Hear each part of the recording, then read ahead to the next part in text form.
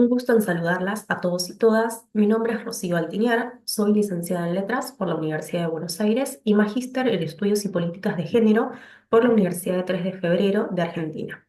En esta oportunidad quiero compartir con ustedes un trabajo titulado La relatividad de la realidad, un perfil de Silvia Lavairu por Leila Guerreiro, en donde me propongo vislumbrar algunas preguntas, perspectivas y discursos articulados sobre las violencias ejercidas contra mujeres en la Argentina dictatorial de los años 70 y sus resonancias actuales, en particular a partir del perfil que esta cronista argentina, Guerreiro, hace de una sobreviviente de uno de los centros de cautiverio ilegales de la época, en este caso, Lavairo.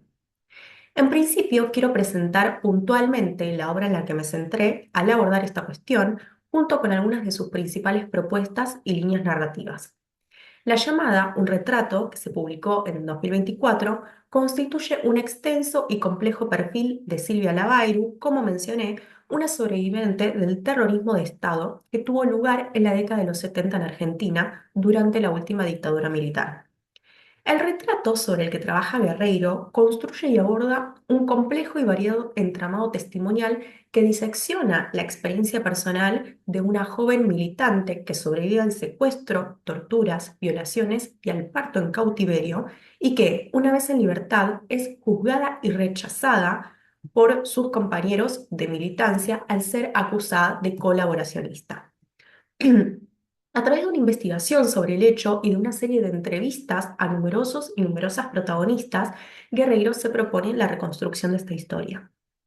La desordenada cronología que reenvía al pasado, pero interroga aún el presente, echa luz sobre las formas específicas de violencia política, física, psicológica y discursiva a las que las mujeres militantes y sobrevivientes del terrorismo de Estado fueron y aún son hoy sometidas. En particular, en este trabajo me propuse analizar qué tipo de enunciaciones se develan como posibles de representar en la lengua, sea testimonial o literaria, para contar las violencias políticas y sexuales del pasado. La indagación sobre la historia de Lavairo que lleva adelante Guerreiro surge luego de la publicación de una nota en el periódico argentino Página 12 que la tiene como protagonista. Comparto con ustedes de la llamada, en este caso, una cita en particular.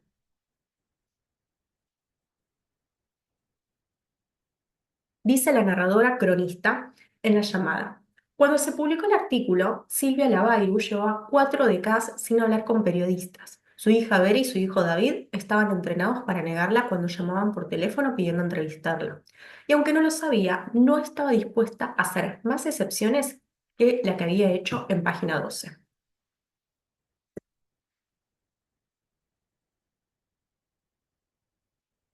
El artículo en cuestión interrumpe las 4 décadas de presunto silencio y lo hace en una ocasión precisa. Se trata de una entrevista que la da de forma excepcional en el marco del juicio que comenzó en agosto de 2021 a partir de su denuncia, junto con otras 2 mujeres, por crímenes de violencia sexual cometidos en la ESMA, uno de los centros de detención clandestinos de la última dictadura militar, uno de los mayores centros clandestinos. Cabe aclarar que estas denuncias representan un hito histórico, en tanto la violencia sexual en el marco de los secuestros ilegales de la época no había sido tipificada como un delito autónomo con anterioridad, sino que se había incluido dentro del amplio marco tormentos y torturas.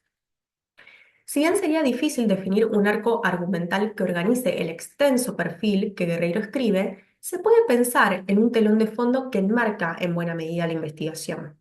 Este juicio por violaciones y esta figura en particular, la de Lavairu, y luego por extensión, la reconstrucción de las violencias específicas a las que las mujeres en cautiverio fueron sometidas y los discursos que se construyeron y deconstruyeron alrededor de las mujeres, el sexo, la violencia, pero también, y esto no es menor destacarlo, su goce, sus deseos y sus experiencias como miembros mujeres de las organizaciones armadas de los años 70. En uno de los momentos en que la investigación se vuelve más introspectiva y se interroga a sí misma, la narradora cronista pregunta, modulando una segunda persona que indaga sobre las decisiones que llevan a la escritura. ¿Por qué elige las historias? ¿Con qué criterio? A lo mejor por preguntas de hace décadas que quedaron flotando en el viento.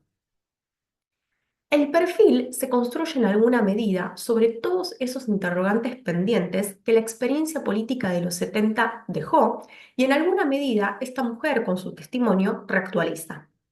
Lavairu formula preguntas y posibles respuestas alrededor de las formas específicas que adquirió la violencia sexual contra las mujeres en estos centros clandestinos, también sobre los vínculos entablados con los captores y con otros detenidos, aunque también sobre la moral sexual de las organizaciones armadas en las que participó en aquella época, que imponían a su vez, según ella misma narra, una vigilancia sobre el uso de los cuerpos de las mujeres.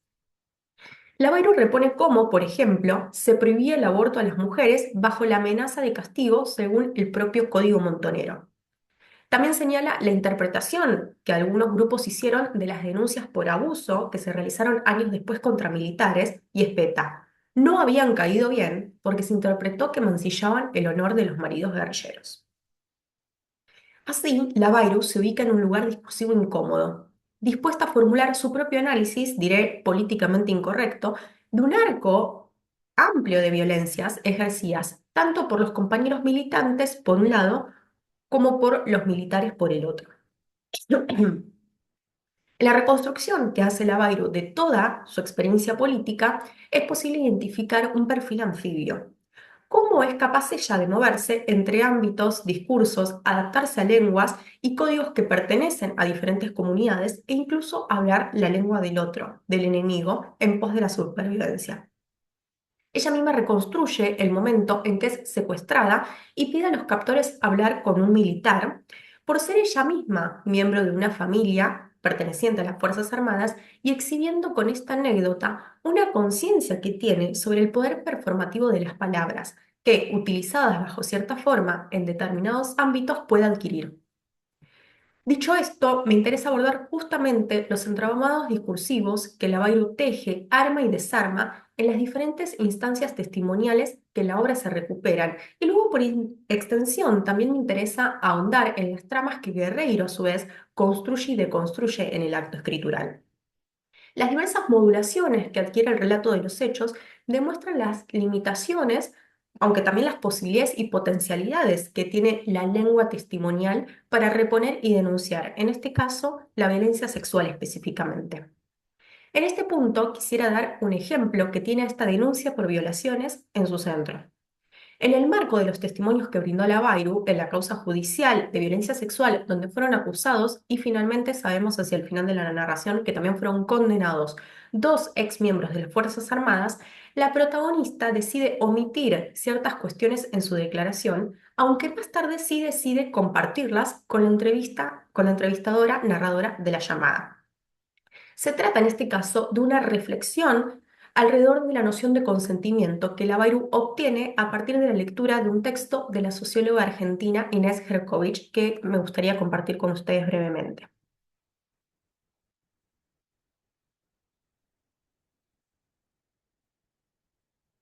Dice Inés Herkovich en su trabajo. Atendiendo a la experiencia vivida, tal y como me la relataron las entrevistadas, entendí que las mujeres violadas consienten, pero no a un encuentro sexual, sino a un coito o algún equivalente a este.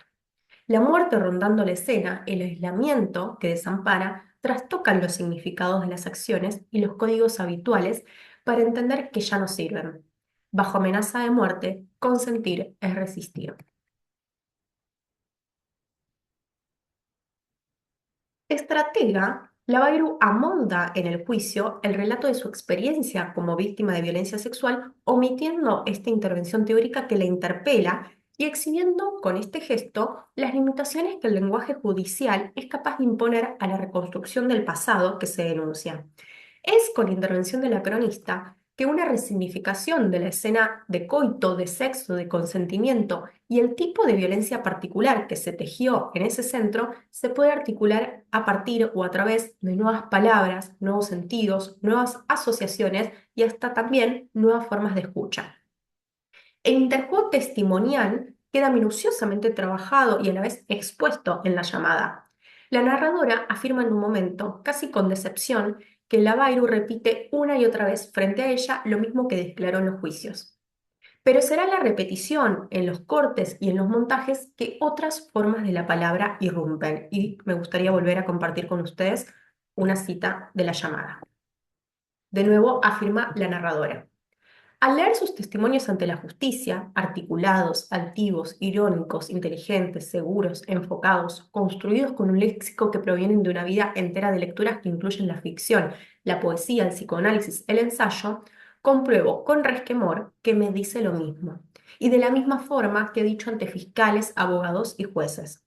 Pero también sé que, en medio del aluvión un poco rígido, en algún momento una espiral genuina asciende, una columna de luz, y entonces ella entra en torrente y me habla. Cansados por la escritura de Guerreiro, los testimonios finalmente adquieren modulaciones muy distintas, como ya dije, a lo largo de toda la narración. No solo porque la interlocución con la cronista habilita un espacio donde las experiencias encuentran nuevas articulaciones, nuevos significantes, sino que también por el trabajo de reutilización de los archivos testimoniales que se lleva adelante. Guerreiro incorpora como intertextos, aunque con su propio recorte, no solo extractos de los juicios, sino también, por ejemplo, obras literarias basadas en otras experiencias de militancia y de violencia política, incorpora abordajes teóricos sobre el tema, compilados de fotografías de la época, cartas, y también incorpora discursos de las visitas guiadas de los ex centros clandestinos, ahora devenidos en espacios de memoria. La llamada exhibe, en su propia construcción textual, cómo los museos, la literatura, los juicios y las y los sobrevivientes se disputan las palabras posibles para testimoniar sobre el pasado.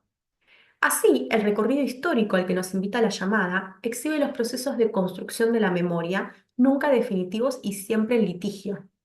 Por ejemplo, en una de las múltiples visitas que la cronista realiza junto con la Bairro al espacio de memoria en el que se transformó la ESMA, uno de los encargados del recorrido afirma, lo comparto con ustedes.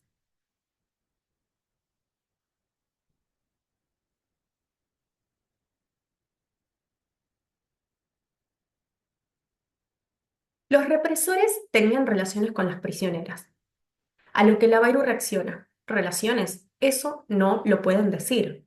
¿Pero me voy a convertir yo en una militante del desagravio de todo eso?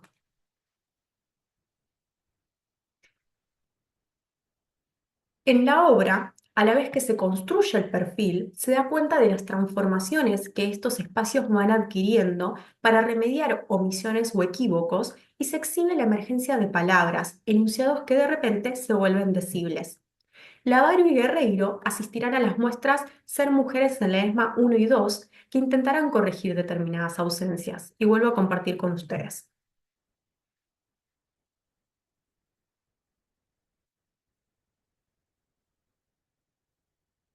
En el panel del hall que describe el concepto del museo, en torno a la palabra detenidos hay un círculo del que se desprende una flecha y una palabra manuscrita adicionada, detenidas. Así como vemos que esta nueva palabra se dispone en un lugar especial y preciso en el panel de la muestra, veremos cómo las decisiones estilísticas de Guerreiro también disponen las palabras, gestos y hasta silencios de los y las involucradas. En este caso hablamos de familiares, represores, instituciones, el Estado, sobrevivientes, la misma Lavairu, para contar a través de su prisma escritural. Tomando la idea de la relatividad de la realidad del físico teórico Carlo Rovelli, que explica cómo las propiedades de un objeto son tales solo con respecto a otro objeto, la cronista afirma. Comparto la cita con ustedes. A través de piezas desprovistas que colisionan una contra la otra para que de ese choque surja una nueva pieza invisible, sucederá esto. Dos objetos correlacionados, no siempre los mismos, interactuarán con el tercer objeto, que casi siempre, para mal, seré yo.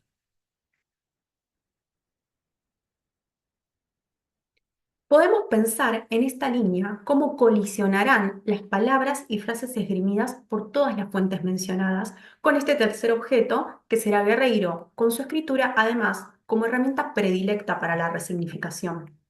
Esta colisión implicará una serie de montajes de materiales, la modulación de diferentes voces en la escritura, recortes de testimonios, intervenciones críticas con las que la cronista se posiciona frente a los relatos y repeticiones que parecen funcionar como un mantra escritural. La llamada demuestra en el proceso de composición textual la tensión existente entre la realidad histórica y su construcción o reconstrucción discursiva. De allí que la literatura y la ficción adquieran también un lugar destacado en las reflexiones de la cronista. En otro de los momentos de introspección escritural, Guerreiro afirma: esta parte puede saltearse, o a lo mejor es fundamental. Y pasa, acto seguido, a presentar cómo las estrategias literarias de otros escritores y escritoras producen un efecto de recursividad que reenvía a una reflexión sobre la escritura y sus efectos sobre las palabras. La no ficción, en este caso, en su estatuto siempre ambiguo realidad-invención, parece ser el lugar que la cronista elige y revaloriza para contar el pasado.